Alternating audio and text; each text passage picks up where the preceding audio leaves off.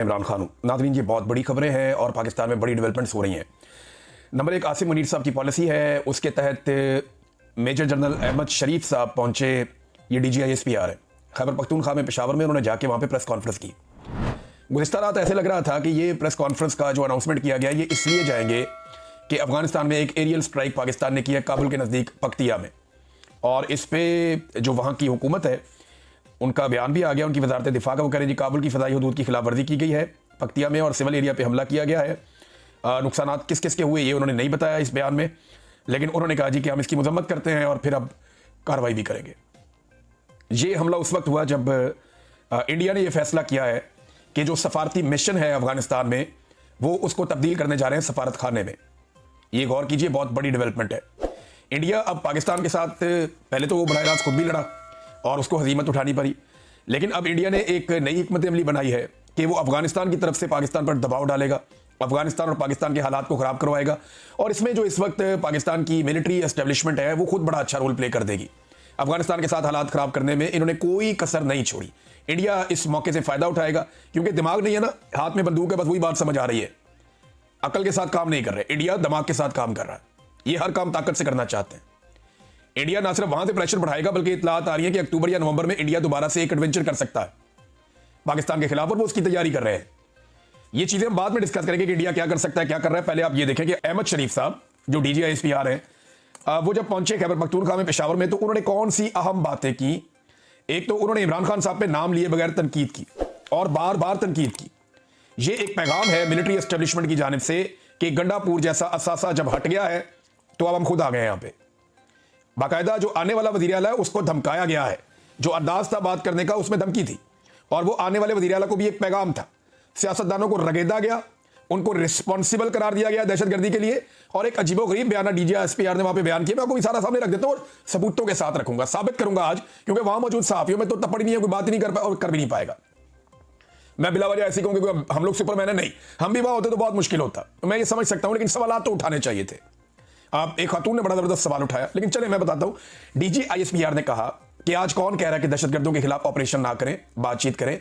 आज से 5-6 साल पहले कौन कहता था कि खारजियों दहशतगर्दों से बातचीत करनी चाहिए? उस वक्त वो रियासत के जिम्मेदार थे, आज वो रियासत में नहीं, फिर भी कह रहे हैं बातचीत करें। ये कहते हैं जिन लोगों ने आपके बच्चे मारे, सर काटे, उनसे बातचीत कर लो। ये कौन कह रहा है? DGISPR। जबकि इसी फौज का सरबराह फील्ड मार्शल आसिम मुनीर और शहबाज शरीफ तारीफें कर रहे हैं एक ऐसे मुआहदे की जहां पे 70,000 फलस्तीनी कत्ल किए गए, और वो कत्ल करने वाले इसराइल, जिसको आलमी सतह पे लोग दहशतगर्द कहते हैं, उसके साथ मुज़ाकरात और डील के ऊपर ये लोग दिन रात शादियां बजा रहे हैं। मैं सिर्फ एक मिसाल दे रहा हूं। अभी ये बात मैंने नहीं की कि यहां क्या होना चाहिए या इमरान खान ने क्या कहा। मैं सिर्फ इस एक बात के ऊपर दूसरा काउंटर नैरेटिव रख रहा हूं कि एक ही वक्त में आप कह रहे हैं कि यहां पे हम बात नहीं करना चाहते, ये तो सारे दहशतगर्द हैं, हमने बात नहीं करनी, इनके साथ बड़ी अच्छी बात है, ना करें। लेकिन सेम टाइम में आपकी इसराइल के लिए पॉलिसी मुख्तलिफ है, क्योंकि डोनाल्ड ट्रंप ने डंडा दिया हुआ है। वहां आप तारीफें कर रहे हैं एक ऐसी डील की जो 70,000 कत्लों के बाद हो गई। यही बात है ना। वहां के लोग अगर चाहते थे कि अमन हो फलस्तीन के लोग, तो यहां के लोग भी चाहते हैं कि अमन हो पाकिस्तान के लोग। अभी मैं ये नहीं कह रहा कि डील करनी है या क्या करना है क्या नहीं करना, लेकिन अब मैं आपको बताता हूं कि इमरान खान ने अपनी पूरी जिंदगी में कभी नहीं कहा कि दहशतगर्दों के साथ बैठ के बात करो या दहशतगर्दों के लिए रास्ता निकालो। ये अभी जितने भी इमरान खान साहब का बयानिया है, इमरान खान साहब क्या कहते हैं? अफगान हुकूमत के साथ बात करो, कबायली लोगों के साथ बात करो, जरगा बुलाओ, अफगानिस्तान के लोगों का भी, पाकिस्तान के कबायली लोगों का भी, और फिर खैबर पख्तूनख्वा की हुकूमत को इन्वॉल्व करो। ये इमरान खान कहता है। इसमें दहशतगर्द कहां से आ गए? इमरान खान कहता है कि दहशतगर्दी खत्म करने के लिए आपको गुफ्तगू भी करनी चाहिए आपस में तमाम फरीकैन के साथ। या सादा और कर देते हैं इसको, इमरान खान कहता है मुतासरीन से बात करो। वो कब कहता है दहशतगर्दों से बात करो? इमरान खान तो नहीं कहता। हां, दहशतगर्दों से बात करो, ये कौन कहता है? मैं आपको भी निकाल के सुना देता हूं, बल्कि आपको दिखा भी देता हूं। ये नाज़रीन आप स्टेटमेंट देखिए। ये स्टेटमेंट राणा सनाउल्लाह साहब का है, और इस स्टेटमेंट के ऊपर इसकी तारीख भी लिखी हुई है। ये स्टेटमेंट है जी 7 जुलाई 2022। इमरान खान साहब की हुकूमत गिर गई थी अप्रैल के शुरू में 2022 में, तो मई, जून, जुलाई। इमरान खान की हुकूमत गिरने के 3 महीने के बाद उस वक्त का वजीर दाखिला राणा सनाउल्लाह, जो जनरल बाजवा का बेहतरीन, जनरल नदीम मुंजम का बेहतरीन साथी था, वो क्या कह रहा है? The parliamentary committee on national security unanimously agreed to continue talks with Tehrik Taliban Pakistan. All the politicians attending the meeting agreed on having a dialogue with the banned outfit. All the proceedings will be supervised by the parliament. ये राणा सनाउल्लाह कह रहा है। कब कह रहा है? इमरान खान की हुकूमत गिरने के 3 महीने बाद। वो कह रहे हैं हम टीटीपी से बातचीत कर रहे हैं, हमारा इत्तेफाक हो गया, हम टीटीपी से बात करेंगे। दहशतगर्दों से बात करने की policy general Bajwa, general Nadeem Anjum और ये राणा सनाउल्लाह और इसकी हुकूमत की थी। वो अपने मुंह से कह रहा है कि हमने दहशतगर्दों से बात की है, हमने ये फैसला किया। फैसला हो रहा है जुलाई में, इमरान खान की हुकूमत जा रही है अप्रैल में, डाल देते हैं इमरान खान पे कि वो लेकर आए दहशतगर्दों को।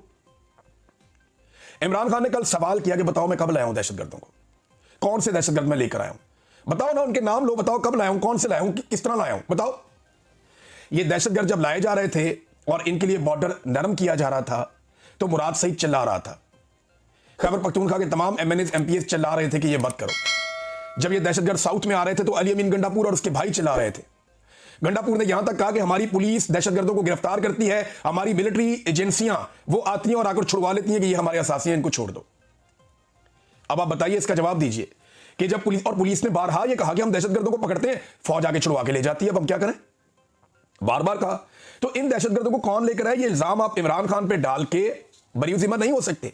और इमरान खान ने कभी नहीं कहा कि दहशतगर्दों से बातचीत करो, उसने मुतासरीन से बातचीत करने का कहा। और आज मुतासरीन कौन है? कबायली इलाके के रहने वाले लोग, चाहे वो अफगानिस्तान में चाहे वो पाकिस्तान में, हमारे गयूर कबायली। दूसरे मुतासरीन कौन है? अफगानिस्तान की हुकूमत और खैबर पख्तूनख्वा की हुकूमत। इन चारों से आप बात करें। इमरान खान ने कब कहा कि आप जाके किसी दहशतगर्द से बात करें या टीटीपी के लीडर को सामने बिठा के उससे बात करें? ये तो उसने कभी नहीं कहा। तो एक जगह आपकी कोई पॉलिसी है, दूसरी जगह आपकी कोई पॉलिसी है। एक और स्टेटमेंट देखें डीजीआईएसपीआर का।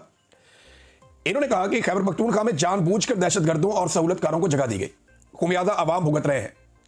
किसने दी ये जगह? देखिए, इमरान खान पे आप ये इल्जाम लगाते हैं ना कि वो दहशतगर्दों को लेकर आए, तो ये पर्चा देना उसके ऊपर, फिर इसके अंदर उसको जेल के अंदर डाले ना। फिर आप ये कड़ियां छड़ियां क्या बेचती हैं? कभी घड़ी डाल देते हैं, कभी कहां मुंह काला करवाते हैं, कभी कहीं मुंह काला करवाते हैं। और भाई इससे बड़ा तो जुर्म कोई नहीं हो सकता, इस पर डालो पर्चा, ये मुकदमा चलाओ। ये मुकदमा ये इसलिए रियासत नहीं चला सकती कि ये जानते हैं कि दहशतगर्दों को कौन लाया, और ताने बाने सीधे जनरल नदीम अंजुम और जनरल बाजवा पे जाएंगे। और जब नदीम अंजुम को और जनरल बाजवा को उल्टा लटकाया जाएगा तो सारी कहानी खुल जाएगी। वो सारी कहानी बता देंगे किसने क्या किया और किसने मेरे से क्या काम करवाया और कौन किस जगह पे कितना इन्वॉल्व था और ये लड़ाई किस लिए बढ़ाई जा रही है। मादनियात का क्या किरदार है, अमेरिका को कैसे राजी करना है, एक नई लड़ाई जो है डॉलरों वाली, उसके अंदर कैसे मुल्क को झोंकना है। ये वहां के मकामी लोग भी कहते हैं और बार बार कहते हैं।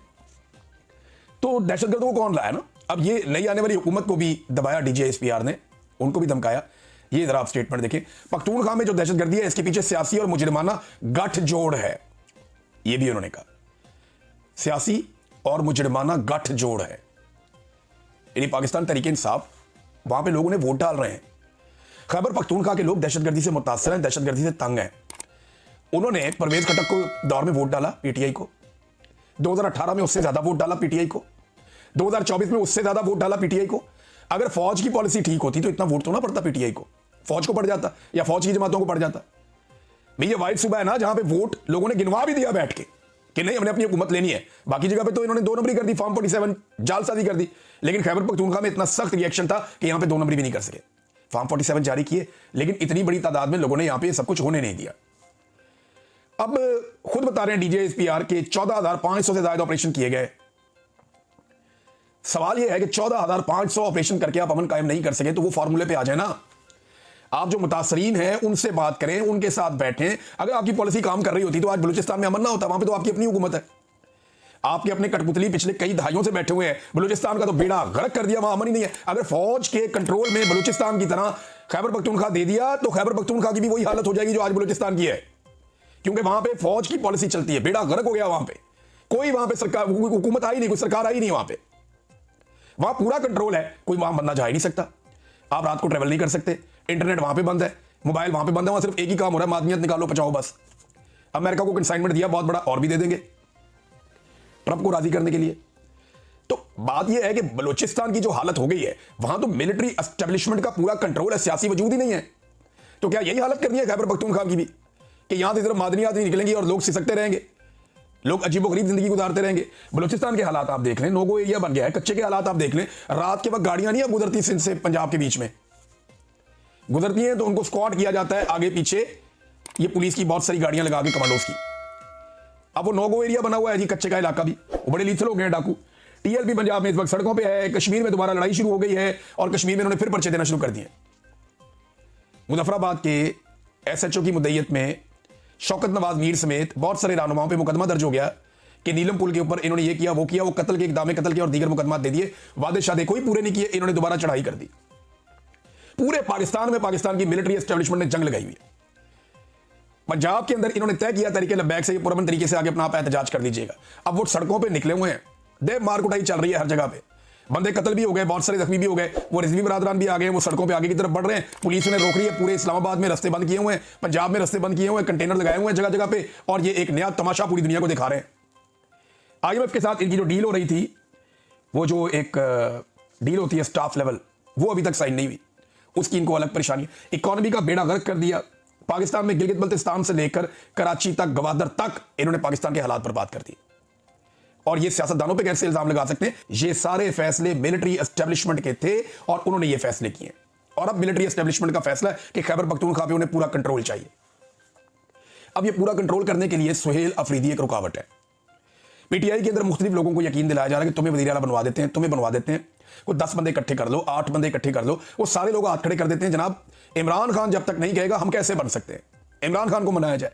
इमरान खान को जाकर बात की, जनाब KP में हुकूमत गिर जाएगी, सुहेल अफरीदी का नाम तब्दील करें। इमरान खान ने कहा गिराओ हुकूमत, नहीं तब्दील करता, साफ कहा उसने, वो नहीं मानता ये बात, वो कहता है हुकूमत गिरती है, गिरे, मैं सुहेल अफरीदी को भी तब्दील नहीं करता। सुहेल अफरीदी को बाकायदा ये कहा गया कि मिलो आके, उन्होंने पहले इमरान खान से मिलूंगा फिर किसी और से, और इमरान खान की इजाजत से मिलूंगा, वैसे नहीं मिलूंगा। अब ये बंदा कैसे सूट हो सकता है एस्टेब्लिशमेंट को? गंडापुर तो जब मर्जी गायब होकर जिसको मर्जी मिल लेता था।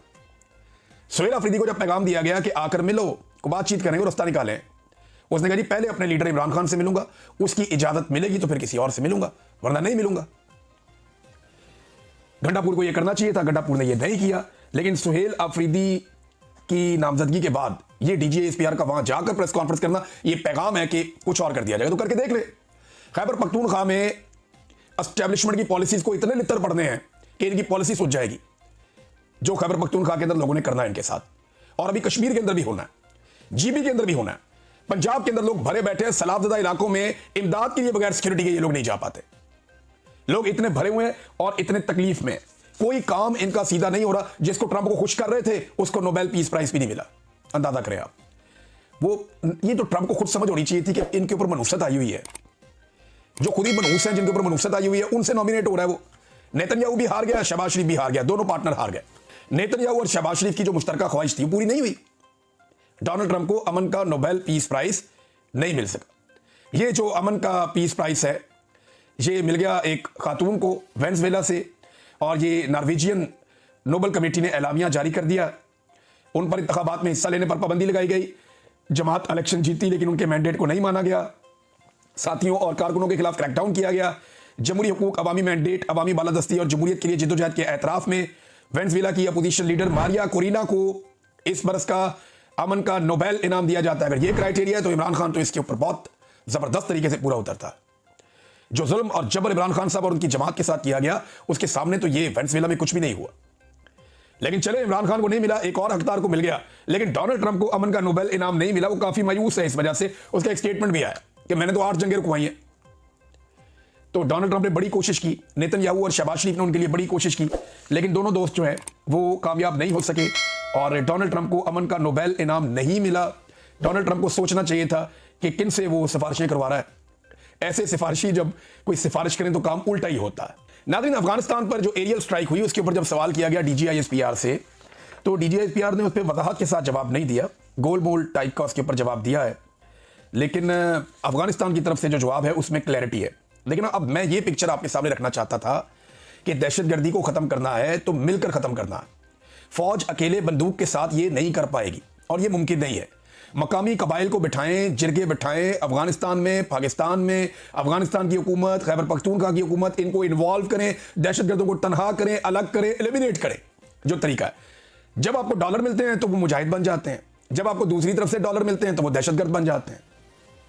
फिर कभी आप उन्हें फितनातुल खवारिज बना देते हैं, कभी आप उन्हें सीने से लगा लेते हैं, कभी आप कहते हैं सूफी मोहम्मद से हमारी टॉक्स हो रही हैं, कभी आप कहते हैं फजलुल्लाह के साथ अब हमने जंग लड़नी है, कभी आप कहते हैं कि ये लोग जो हैं अगर निहत्ते होते हैं, हथियार डालते हैं तो आए बैठे और बातचीत करें, कभी आप कहते हैं सर काटने वालों के साथ बात कैसे हो सकती है। यार किसी पास से खलो जाओ। हर 2 साल के बाद आपकी पॉलिसी बदल जाती है, एक नया चीफ आता है, एक और तरफ फौज को लेकर चला जाता है। पाकिस्तान की कोई कांस्टेंट पॉलिसी रही नहीं। कोई आता है वो कहता है जी हम उम्मत मुस्लिमा के लीडर हैं और हमने उम्मत मुस्लिमा की जंग लड़नी है। दूसरा आता है वो कहता है जी एनलाइटेंड मॉडरेशन ऑफ पाकिस्तान, हमको एक रोशन ख्याल, हम एक नई तरफ चल रहे हैं। एक आता है वो कहता है कट्टर मजहबी टच दे रहा हूं, दूसरा आता है वो कहता है नहीं जी हम वेस्टर्नाइज होने जा रहे हैं। भाई ये मुल्क है, ये कोई एस्टेब्लिशमेंट के ऊपर आने वाले ऑफिसर की ख्वाहिशों पे तो नहीं बदलेगा, उसके मुताबिक तो नहीं चलेगा। मुल्क तो चलेगा जमहूरी नुमाइंदे। और अवाम क्या चाहते हैं?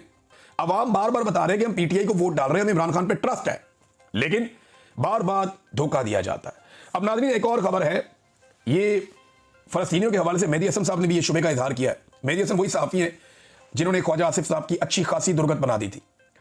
वो ये कहते हैं मैंने कल भी कहा था कि मुझे इस बात का बड़ा खदशा है कि इसराइल जो है वो इस डील को इस्तेमाल करेगा अपने बकिया यरगमालियों को छुड़वाने के लिए और दोबारा से बमबारी शुरू कर देगा।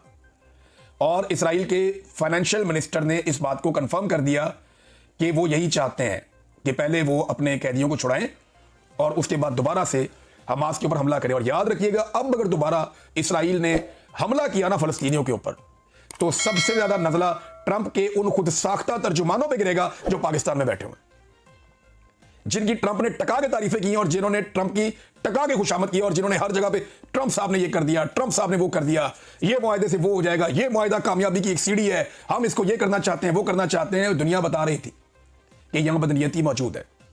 और हमास ने वो मुआहदा कभी कबूल नहीं किया जो एग्जैक्टली डोनाल्ड ट्रंप ने कहा था। दोबारा बमबारी होती है तो आप समझ लें कि बयानिया फिर बढ़ जाएगा मौजूदा पाकिस्तानी हुक्मरानों का भी। नाज़रीन पाकिस्तान तहरीक इंसाफ को अब चाहिए, क्योंकि ये पॉलिटिकल प्रेस कॉन्फ्रेंस थी DGISPR की जानिब से, तो पॉलिटिकल प्रेस कॉन्फ्रेंस का पॉलिटिकल जवाब होता है और पॉलिटिकल जवाब उसका आना चाहिए। यानी अब ये जिम्मेदारी है उमर अयूब साहब की, ये जिम्मेदारी है शिबली फराज की, असद कैसर की, जुनैद अकबर की, खास तौर पे शानदाना गुलजार साहब है वहां पे, बाकी जो खैबर पख्तूनख्वा के लोग हैं जिनको सियासी दहशतगर्दों का गठजोड़ करार दिया गया, जिस पॉलिटिकल पार्टी के लीडर के ऊपर इतने बड़े बड़े इल्जामात लगाए गए, हालांकि जब वो हुकूमत में था एक भी तालिबान वापस नहीं आया, और जब उसकी हुकूमत गिर गई तो उसके बाद पॉलिसी पहले बनाई गई जुलाई में, और जुलाई के बाद से तालिबान आना शुरू हो गए और वो चिल्लाता रहा, उसके साथी चिल्लाते रहे कि ये मत करो, और इन्होंने कर दिया बगैर किसी मुशावरत के, बगैर किसी कंसेंसस के। ये अंधाधुंध फौज के कहने के ऊपर तालिबान लेकर आ गए पाकिस्तान में। उस वक्त की मिलिट्री क़यादत ये चाहती थी। इसमें अगर लटकाना है और पकड़ना है तो जनरल बाजवा को और जनरल नदीम अंजुम को पकड़े। जनरल फैज पहले ही आपके पास है, उससे पूछे कि क्यों तालिबान को लेकर आए पाकिस्तान में। एक और नाज़रीन जो खतरा है वो खतरा यह है कि action and aid of civil power, ये एक कानून है, ऑर्डिनेंस है खैबर पख्तूनख्वा में। अगर इसको खत्म कर दिया गया तो फौज के पास खैबर पख्तूनख्वा में खुद से ऑपरेशंस करने का इख्तियार कानूनी तौर पे खत्म हो जाएगा, और ये सुहेल अफरीदी ने आके कर देना है। देखिए 3-4 गारंटीज इस वक्त मिलिट्री एस्टेब्लिशमेंट चाहती है। नंबर 1 मादनियात वाला bill, number 2 military operation, number 3 ये जो action and aid and civil power वाला बिल है ये मौजूद रहे, और कुछ चीजें और हैं जो वो चाहते हैं खैबर पख्तूनख्वा में मौजूद रहे। इनके खिलाफ तो कोई भी पार्टी नहीं जा सकती। इस वक्त अपोजिशन ने इतनी सी भी कोशिश नहीं की कि वो अपना वज़ीर आला लेकर आए। उन्हें पता है कि वो फैसले वो भी नहीं कर पाएंगे, लिहाजा पीटीआई को ही आने दो। और पीटीआई के अंदर इमरान खान ने जिसके ऊपर उंगली रखनी है, चाहे सुहेल है या कोई भी है, वही वज़ीर आला खैबर पख्तूनख्वा बनेगा। कोई और एडवेंचर अगर करना है एस्टेब्लिशमेंट ने तो करके देख ले। इससे पहले जो इन्होंने कामयाबियां समेटी हैं पाकिस्तान में, ये और समेट लें। ये खैबर पख्तूनख्वा को बलूचिस्तान बना देंगे अगर इनकी बात सुनी तो। अब तक के लिए इतनी, अपना ख्याल रखिएगा, अपने चैनल का भी। अल्लाह हाफ़िज़।